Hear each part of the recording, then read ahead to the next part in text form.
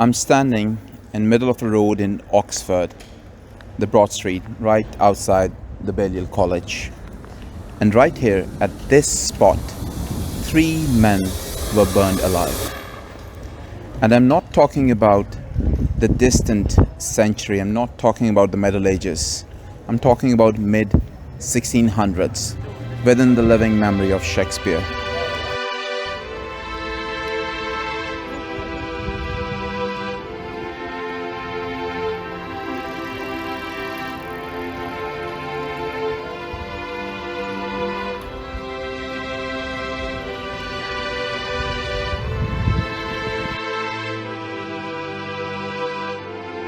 Their names were Hugh Latimer, Nicholas Ridley, and Thomas Cranmer.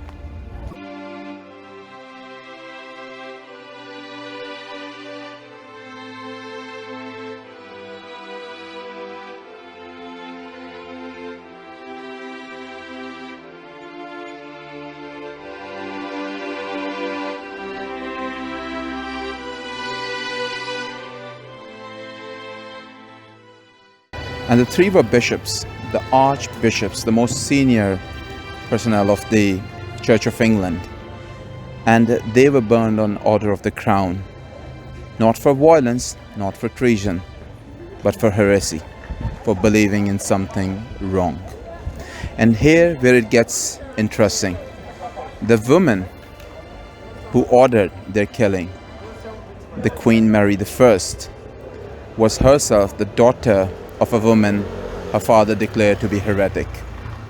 Heresy is very subjective. It always comes with power. Power decides what heresy is. It always has. To understand why these men were burned, why they were killed, you need to understand what England was going through in the mid-1550s. And Henry VIII had broken from the Catholic Church, not for theological reasons, but because the Pope would not grant him divorce. So he founded the Church of England and became, the leader of the church. And for the next 20 years, England became a Protestant country.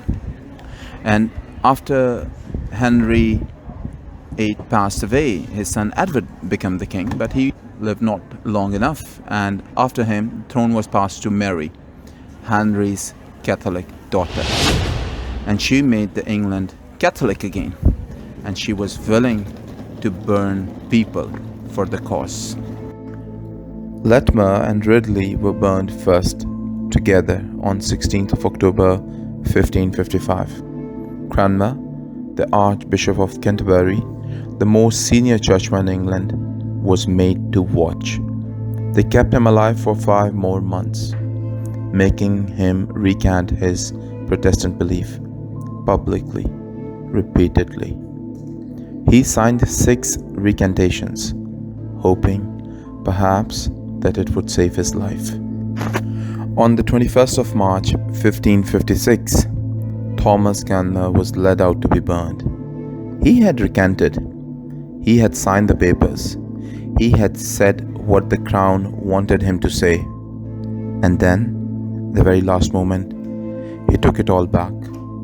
He thrust his right hand into the flames first, the hand that had signed the recantations. He held it there until it burned away. His last recorded words were, "This hand hath offended."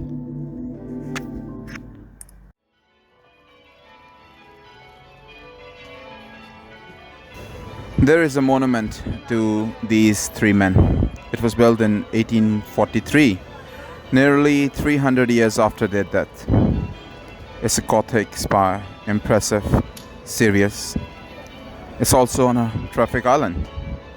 You cannot comfortably stand next to it without cars coming at you from 3 directions.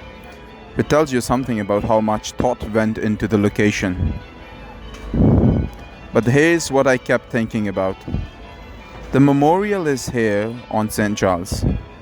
The burning happened there on Broad Street, 5-minute walk away. Why build it somewhere else? I don't have a clean answer to that. Historians have debated the exact reasoning, but I do know this. When you separate a monument from the place where the thing actually happened, something gets lost. The memorial became decorative, the street stays silent, and most people in Oxford don't know which street to stand on.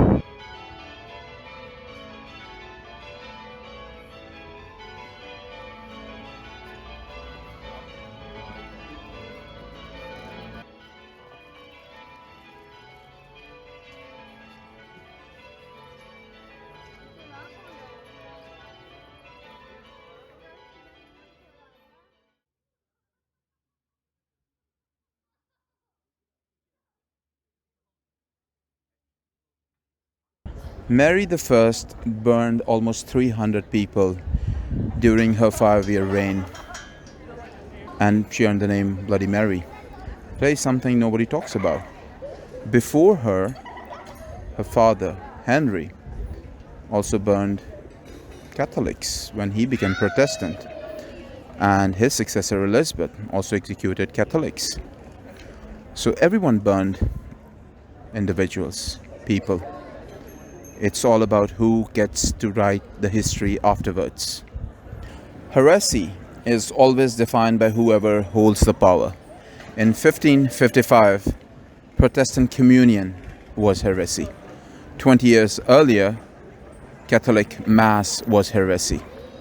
Same country, same city, same street. Different power, different truth. There's a small cross set into the road. Easy to mix, easy to walk over without noticing. Most people do. 3 men died here. Not for what they did, but for what they believed. And the power that killed them decided for a while what belief was permitted in England.